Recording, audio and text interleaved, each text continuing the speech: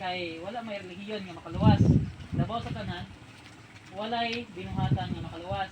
Kay ang Dios nagapasundayag sa gugma in Romans chapter 5 verse 8. So wala na ko pag Bible kay memorize naman gamay. No nga ipakita niya, ipakindayag niya ang gugma nga samtang sa diha nga kita makasasala pa sa Kristo nagpakamatay tungod og alang kaniya. O ini nga takna alang sa pagsugod nangay kada kaalam sa Ginoo aron nga tubig niya sabdan ang sahi labaw sa tanan ato gayon nga matagaan ang dato nga kahigayunan at pagpamalandong sa iyang mga pulo. Aputa among Dios nga gamhanan, salamat Ginoo nini nga taknaa.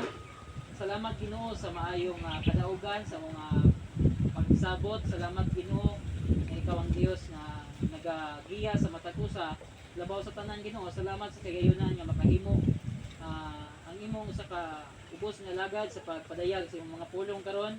I pray Lord nga kini nga mensahe dili kini molabay tawang sa imong matag usa nga kinabuhi, kundi dili Ginoo makaangkon kami og tinud-anay nga relasyon nganha kanimo. Lord, tabangi kami, kawa mi mahimo kung wala ikaw. Ni tanan amo ginaampo ug ginatugyan ginasali sa ngalan ni Jesus. Amen. Amen. So, nini matakna sa kapo no. Sa baliw, ang nito balik.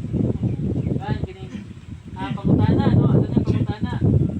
Tagalog ba ni siya diri? No, pero sa sayon no pangutaton. Unsa daw ang atong kinabuhi? No.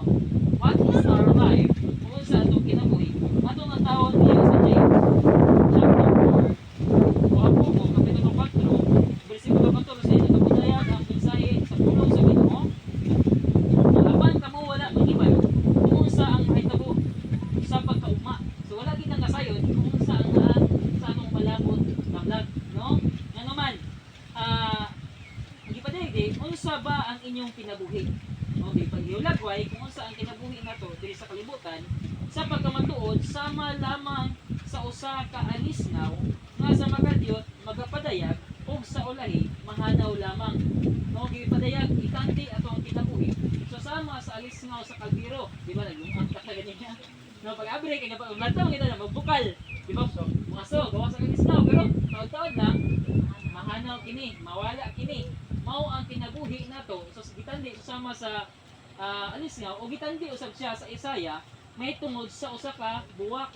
No, kanang bulak gitandi na siya nga naman kay bulak tahong kay ng taon pero pag nila na siya bisbisan usa may tabo malawos ug mamatay kana.